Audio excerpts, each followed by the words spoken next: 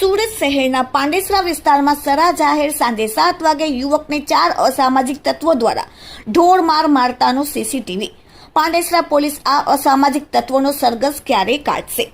સુરત શહેરના પાંડેસરા વિસ્તારમાં સાંઈ કૃપા સોસાયટી પાનના ગલ્લા પાસે સાંજે 7 વાગે મુન્નુ ઉર્ફે મોનુ ત્યાં જતો હતો ત્યારે અચાનકથી 4 ઈસમો જેમના નામ છે 1 સુનિલ નિષાદ, 2 સોનુ નિષાદ, 3 બ્રિજેશ ઉર્ફે માયા તિવારી, ત્રણેય રહેવાસી શિવમનગર પાંડેસરા સુરત અને 4 કુંદનસિંહ ભેસ્તાન સુરત વાળા પાનના ગલ્લા પાસે ઊભા હતા, જેમાંથી સુનિલે ચપ્પુ બતાવીને કહેલ કે આજ તુજે દિખાતા હું તેમ કહી સોનુએ લાકડી વડે, માયાએ બેલ્ટ વડે મારવા લગલ અને ચારેય લોકોએ સાથે મળીને ધીકામુખી કરેલ, જેના સીસીટીવી જોઈ શકાય છે। આ ચારેય જણાએ ભેગા મળીને શરીરના ભાગે ઢોર માર મારતા હાલત ગંભીર થતા યુવકને તાત્કાલિક હોસ્પિટલમાં દાખલ કરવામાં આવેલ।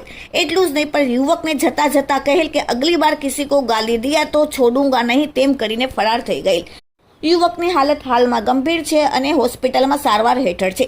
પાંડેસરા પોલીસે ફરિયાદને આધારે ચારેય ઇસમોની ધરપકડ કરી લીધી છે, પરંતુ આવી રીતે સાંજના 7 વાગે સરા જાહેર પોલીસના ડર વગર મારપીટ કરવી એ ક્યાં સુધી યોગ્ય છે?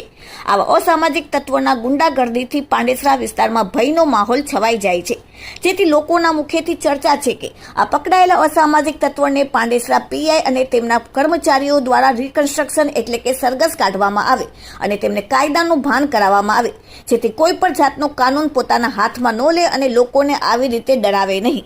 આવા અસામાજિક તત્વોના ખુલ્લામાં પોલીસને ચેલેન્જ કરીને કોઈ પણ જાતના કાયદાના ડર વગર ઢોર માર મારે છે તેનો સીસીટીવી જોઈને હવે પાંડેસરા પોલીસ તેમનું સરઘસ કાઢે તેવી લોકોની માંગણી। Bureau report, daily India TV, Surat.